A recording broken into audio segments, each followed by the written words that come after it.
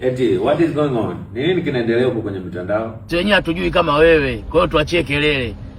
Sawa? Lakini tutakuja kujua baadaye. Si unajua bahari haikai na uchafu. Utasema tu hujasema. Ngedele wewe. Wewe unataka kuleta ujanja kwenye dunia, uembele tu gafu. Wewe si jicho la tatu sasa. Si majicho mawili, wewe jicho la tatu. Gundua wewe mwenye jicho la tatu. Au sio bwana? Si wenyewe hatujui kama wewe. Sawa, lakini tunaisubiria bahari, si unajua haikai na uchafu. Ipo siku utasema tu uchafu ukikuzidi moyoni. Basi. Unajua bei ya boots $3,500. Hapo peke yake. Hasa hilo buti unaosema wewe silipo kwa Davis Sportswear Dodoma linauzwa. Ndugu yangu, mbona hivyo? Kwani kuna kitu gani kimekuumiza sana moyoni? Hilo buti unaolinadi liko kwa Davis Sportswear Dodoma zinauzwa kibao.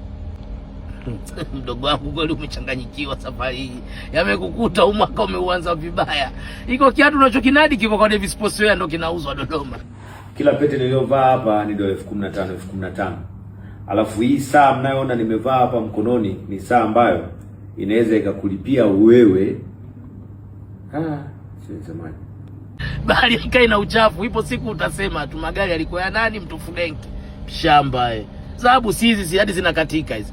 Hizi hapa zinakatika hizi. Tunazo hazina dili yoyote. Hiyo hasi mbona tuseme. Yaani unatuigia si maisha tuloanza nayo kwenye mifumo. Saa milioni 50, saa zote tushavuaga si tu vipo tu tunavaa tu tukichanganyikiwa kama wewe ulivyochanganyikiwa, huyajui unayoyasema. Bado hujasema, bali haikai na uchafu utasema tu.